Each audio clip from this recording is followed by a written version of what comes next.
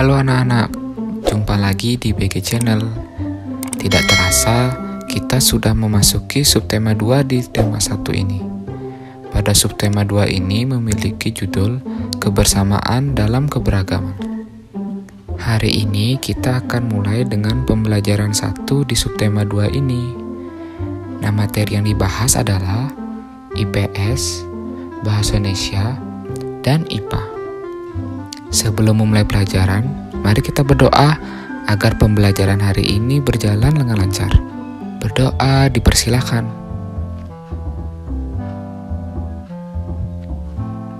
Berdoa selesai. Nah, mari kita mulai pembelajaran hari ini. Sebelumnya, kamu sudah banyak belajar tentang indahnya keberagaman budaya Indonesia. Sekarang, kamu akan belajar tentang menjalin kebersamaan dalam keberagaman agama. Nah, pada teks bekerja sama dalam keberagaman, diceritakan 6 orang sahabat yang memiliki perbedaan agama, namun tetap bisa bekerja sama dalam keberagaman tersebut. Walaupun mereka berbeda agama, tapi tidak ada salah satu dari mereka yang saling menjelekkan agama temannya. Nah, sekarang silakan kalian baca teks tersebut dan nantinya kalian akan diminta lagi untuk mencari gagasan pokok dan gagasan pendukung dari teks tersebut. Kembali Bapak ingatkan, gagasan pokok umumnya terletak di awal atau akhir paragraf. Memang terkadang ada yang di tengah paragraf. Dan gagasan pendukung biasanya akan berdekatan dengan gagasan pokok. Selanjutnya, Bapak akan kenalkan apa saja yang terdapat dalam sebuah teks atau cerita. Pertama, ada yang disebut dengan kata. Nah, kata adalah kumpulan beberapa huruf yang disusun sedemikian rupa sehingga bisa terbaca. Kemudian, ada yang namanya kalimat. Nah, kalimat ini adalah kumpulan beberapa kata yang tadi. Biasanya, sebuah kalimat diawali oleh huruf besar atau huruf kapital dan selalu diakhiri oleh tanda titik. Selanjutnya, kumpulan kalimat-kalimat tersebut itulah yang disebut dengan paragraf. Nah, biasanya paragraf selalu diawali dengan tulisan awal yang menjorok ke dalam, atau terkadang tiap paragraf dibatasi oleh spasi yang longgar. Nah, kumpulan-kumpulan paragraf itu akan membentuk suatu teks atau cerita yang nantinya bisa kita baca. Nah, kalian harus benar-benar paham perbedaan dari hal-hal tersebut. Kita wajib bersyukur kepada Tuhan Yang Maha Esa karena telah menciptakan bentuk tubuh yang paling sempurna. Salah satunya adalah kita diberi indera pendengaran berupa telinga. Dengan menggunakan indera ini, kita bisa mendengar berbagai suara, seperti kicauan burung, suara air mengalir, dan musik. Setiap hari, kita mendengar bermacam-macam suara, tetapi tidak semua suara dapat kita dengar.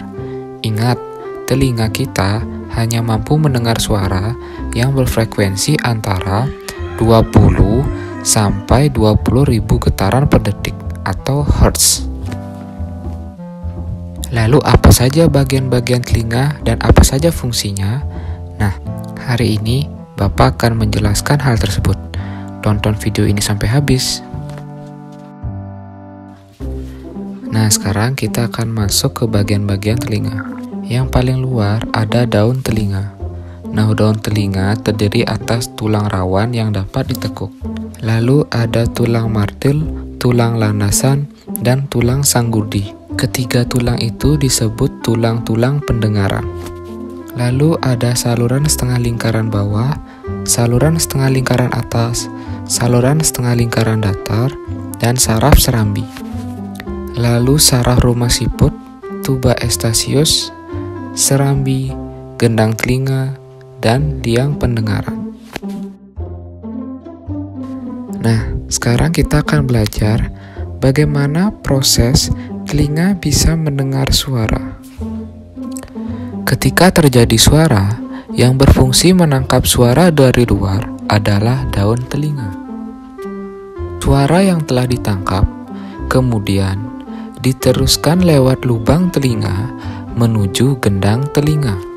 gendang telinga, kemudian bergetar sesuai dengan jumlah getaran yang diterima oleh daun telinga. Gelombang suara disalurkan oleh gerakan gendang telinga ke telinga tengah. Di telinga tengah terdapat 3 tulang kecil yang termasuk tulang-tulang pendengaran, yaitu tulang martil, tulang landasan, dan tulang sanggurdi. Tulang-tulang ini bisa dikatakan membangun jembatan antara gendang telinga dengan pintu masuk telinga dalam. Pada telinga tengah, terdapat saluran Eustachius yang menghubungkan telinga tengah dengan rongga mulut. Fungsi saluran ini adalah untuk menyeimbangkan tekanan udara antara telinga luar dengan telinga tengah, sehingga tekanan udara yang diterima tidak terlalu besar. Ketika interaksi antara getaran yang diterima oleh gendang telinga dan tulang pendengaran meningkat, maka getaran itu akan disampaikan ke telinga bagian dalam. Di telinga dalam terdapat koklea yang sering juga disebut sebagai rumah siput. Di dalamnya terdapat bagian membran yang berisi cairan. Ketika gelombang suara bergetar, cairan tersebut menggerakkan sel-sel rambut yang halus. Sel-sel rambut ini nantinya akan mengubah getaran yang dikirim oleh syaraf pendengaran menuju ke otak. Nah, di otak itulah nantinya akan diproses kira-kira suara apa yang baru saja kita dengar. Walaupun penjelasannya cukup panjang, namun proses tersebut terjadi sangat cepat. Karena itu, ketika terjadi suara, kita bisa langsung mendengarnya. Selain untuk mendengarkan, telinga juga berfungsi sebagai alat keseimbangan tubuh. Karena itu, telinga merupakan salah satu organ yang sangat penting. Sebagai organ tubuh yang lemah, telinga bisa mengalami kelainan maupun terserang penyakit. Misalnya, tuli dan congek. Tuli adalah ketidakmampuan telinga untuk mendengarkan bunyi atau suara. Tuli dapat disebabkan oleh adanya kerusakan pada gendang telinga, tersumbatnya ruang telinga, atau rusaknya saraf pendengaran. Pada orang yang telah berusia lanjut, ketulian biasanya disebabkan oleh kakunya gendang telinga dan kurang baiknya hubungan antar tulang pendengaran. Sedangkan congek adalah penyakit telinga yang biasanya disebabkan oleh infeksi pada bagian telinga yang tersembunyi di tengah-tengah. Infeksi ini disebabkan oleh bakteri. Agar telinga kita selalu sehat, maka kita harus selalu membersihkan telinga dengan teratur. Membersihkannya dapat dilakukan dengan menggunakan benda yang lunak, seperti kapas pembersih. Jangan sekali-kali membersihkan telinga dengan benda yang keras dan tajam karena dapat merobek gendang telinga. Ingat, gendang telinga merupakan selaput yang sangat tipis dan mudah pecah atau robek. Karena itu, ketika membersihkan telinga, cukup bersihkan bagian di luar telinga. Jangan sampai terlalu masuk ke dalam. Karena secara alami, kotoran yang berada di dalam telinga akan keluar dengan sendirinya.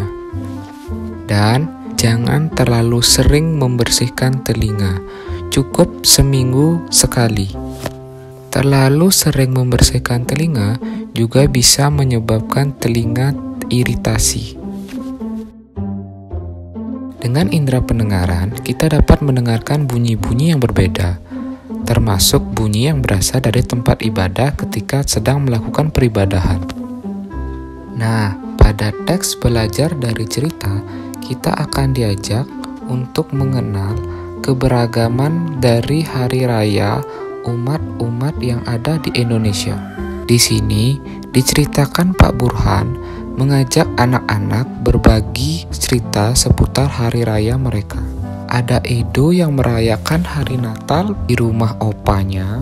Ada Siti yang merayakan hari raya Idul Fitri dan memohon maaf dengan kerabat dan saudara setelah ibadah di masjid. Ada Dayu yang merayakan hari Galungan dan bersembahyang ke pura. Lalu ada Lani yang menceritakan kisahnya ketika hari raya Waisak bersama keluarganya dan beribadah di tempat sucinya yaitu wihara. Kisah ini mengajarkan kita bisa belajar banyak dari teman yang berbeda agama dan bisa tetap saling berteman tanpa harus menjatuhkan atau menjelekkan agama masing-masing.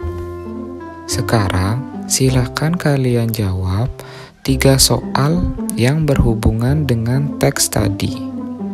Selamat mengerjakan.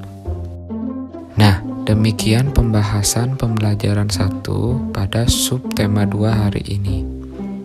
Semoga kalian bisa paham dan mengerti. Bantu channel ini agar lebih semangat lagi mengembangkan media pembelajaran dan materinya dengan cara like dan subscribe channel ini.